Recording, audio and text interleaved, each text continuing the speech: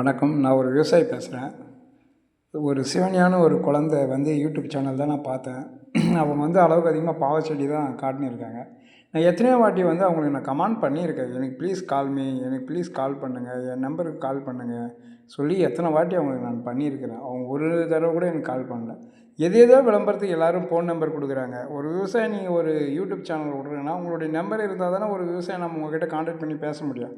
அதுக்காக தான் நானும் என் நம்பர் கொடுத்துருக்குறேன். 9789506312.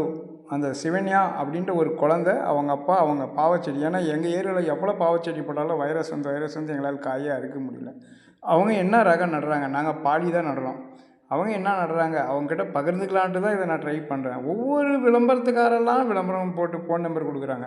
நம்ம ஒரு விவசாயி ஒரு யூடியூப் சேனலில் போடுறீங்களா, உங்கள் நம்பர் கொடுத்தா தான் நம்ம உங்களை கான்டாக்ட் பண்ண முடியும். எப்படி சார் பண்ணலாம், என்ன பண்ணலாம் எப்படின்னுட்டு. நானும் வந்து ஒரு 30 வருஷம் விவசாயி தாங்க. இன்றைக்கி இருக்கிற ஜெனரேஷனில் வந்து எங்கள் ஏரியாவில் பாவக்காய் விளைய மாட்டேன்னு இருக்குது. நானும் பாவக்காய் அதுக்கு முன்னாடி நட்டேன், இப்போ என்கிட்ட வரலை. ப்ளீஸுங்க, இந்த வீடியோ பார்த்தா எனக்கு இந்த நம்பர் கால் பண்ணுங்கள்.